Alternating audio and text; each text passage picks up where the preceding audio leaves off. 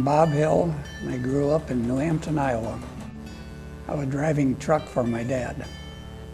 We had livestock hauling.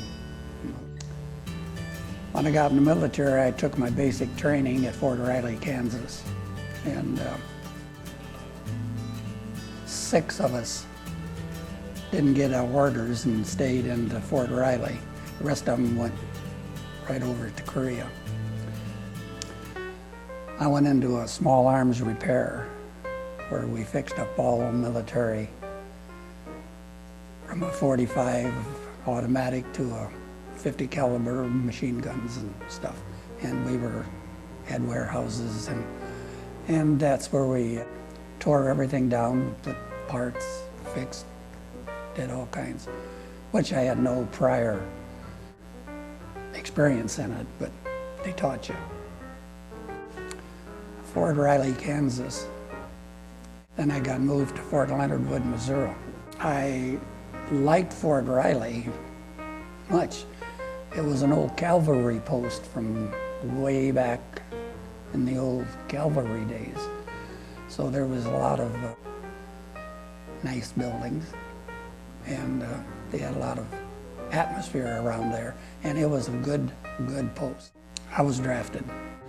I left New Hampton on January 2nd of 1951, and I got out December 17th of 1952, so I had my 2 years. I went right back to my old job with my dad and did that until I retired. I was married when I went in. And, it's hard,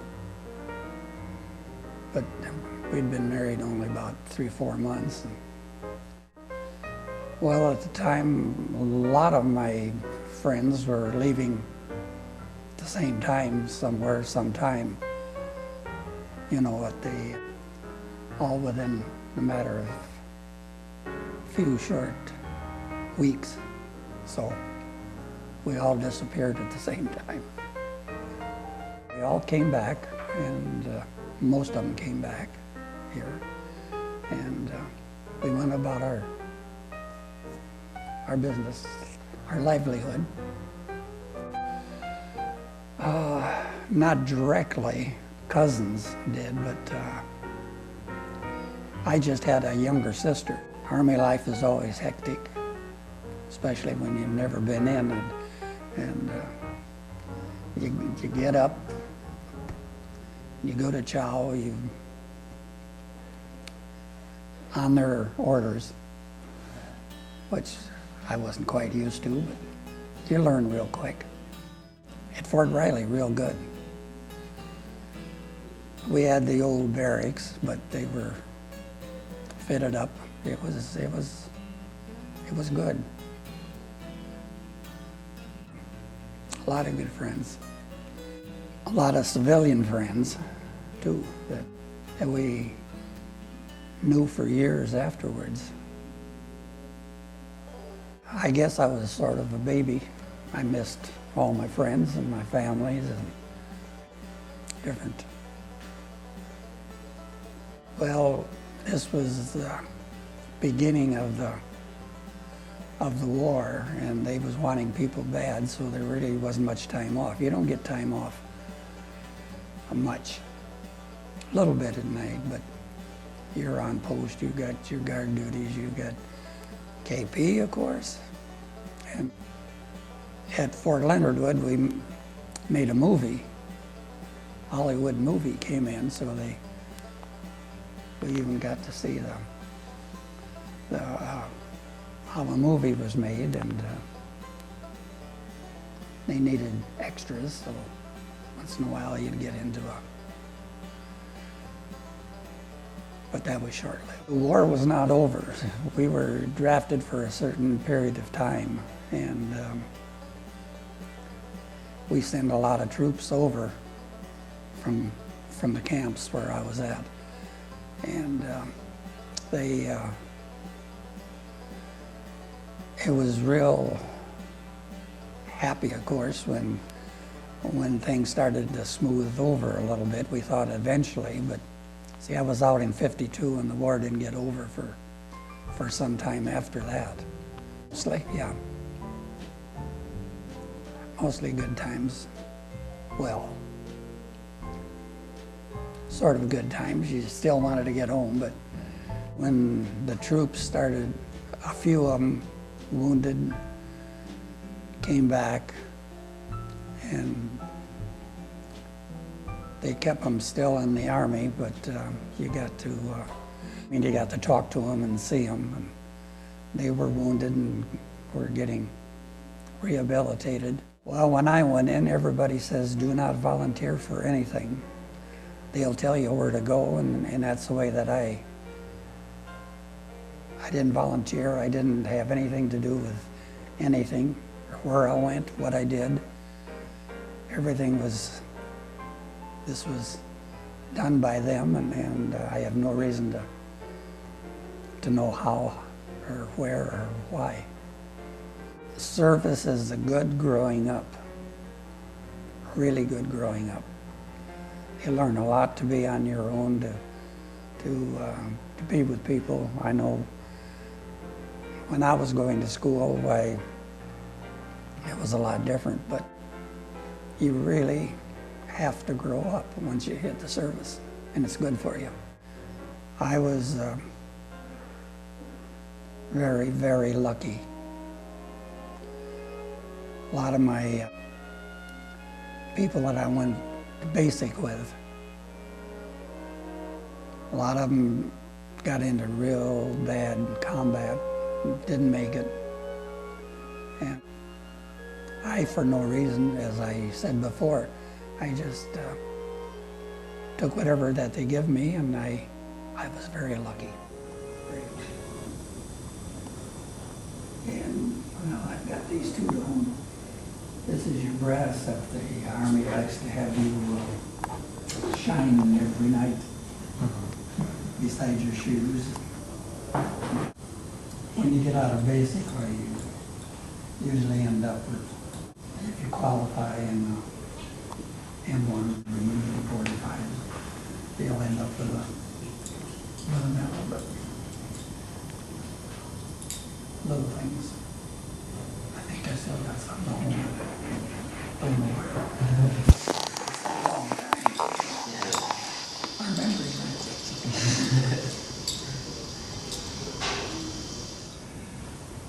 My outfit there is that you fixed all of your small arms. And some people could put them together completely backwards, and how they could get them together, I have no idea. You'd pretty near have to take a hammer and jimmy them apart. And we were authorized to tear down your trigger housings, your everything. And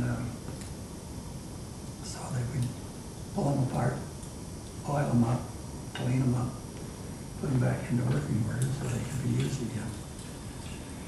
And we had some World War II veterans that had spent a lot of time over in Germany and France. And he says, I'll show you my weapons. He said, I got a few.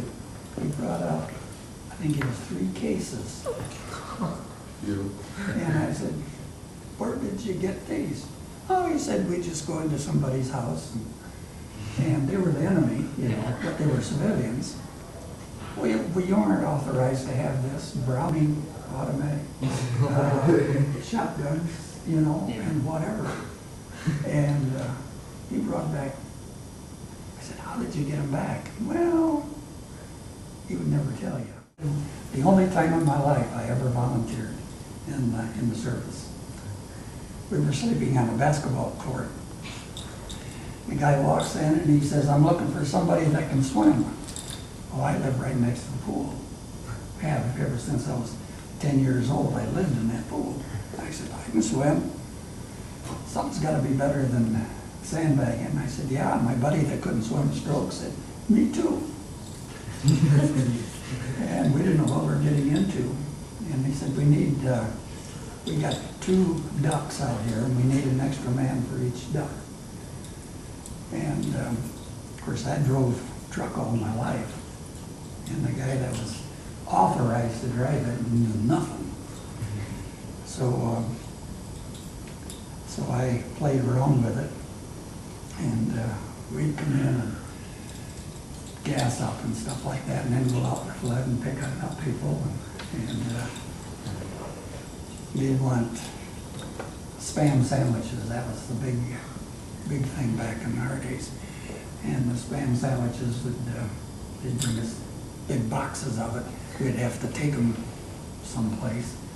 And one day we had a bunch of officers who wanted to go across the Hamburg aisle, which is right down in the corner. So they took both ducks.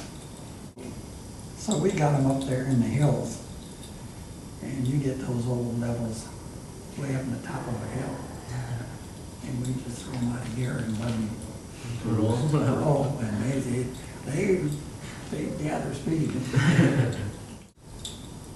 I was in Easy Company for my basic, and next door company, their captain was lifted weights, and our company commander, he was kind of lax. He didn't, you know, kind of let you do it the easy way.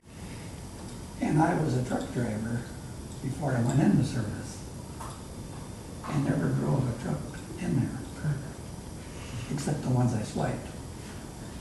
We'd go to chow or something somewhere else, and I'd grab a Jeep or a 6x and load it up and go until I got caught. And they said, "You got authorization for this?"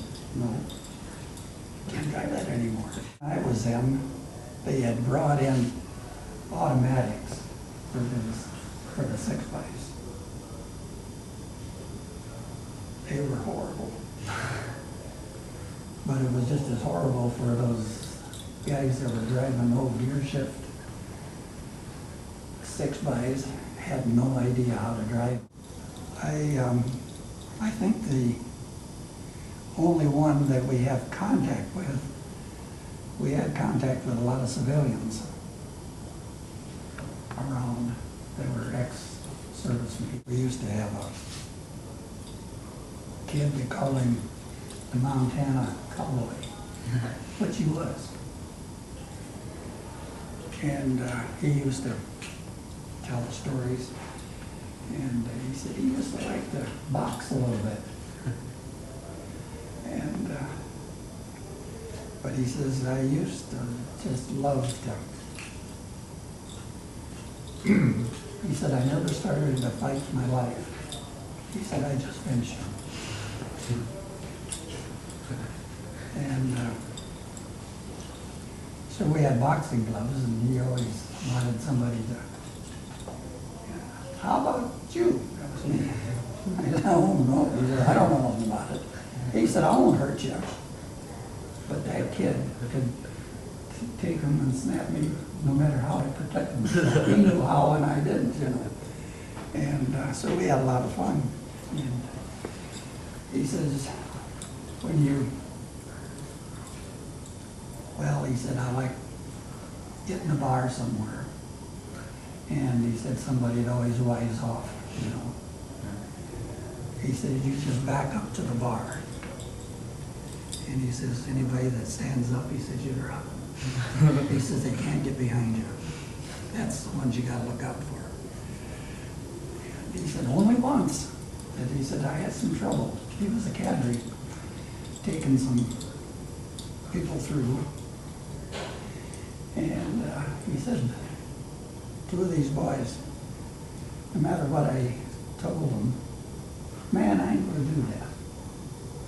Man, I don't have to do that. Oh, yes, you do. Oh, man, I don't want to. You know, went on. He said, pretty soon, tell you what, after lights out tonight, I'm gonna be in back of the barracks. I want you two to come out. He says, we'll see who's gonna do your orders. So he says, we went back there. Oh, he said, did I have trouble? They were Golden Glove boys. But he says, I got them. And he says, that was the last time they ever said no to me. But he said, I had my hands full. But he was a great kid. We had a lot of fun with him. Montana cowboy. He wrote me a couple of times after we got out of service, and if I only knew where he was, I'd go out and see him, because he was a character. So last year we went out to Colorado, and we came back through Kansas, and I said, I got to see Fort Riley. That's where years ago I started my career, and we got there. It is completely changed over. There's no infantry, no army. It's helicopter schools and stuff there.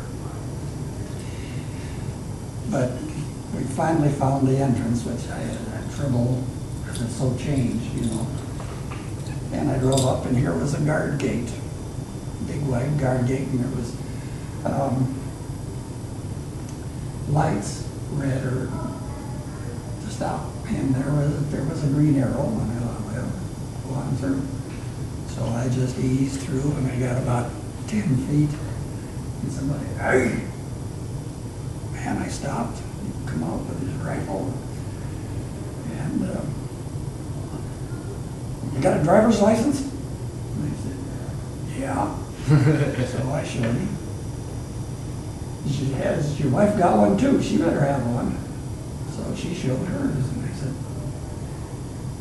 he says, anymore you don't drive through these poles. So I said, you had the green light on, and I thought that was, to go right on through.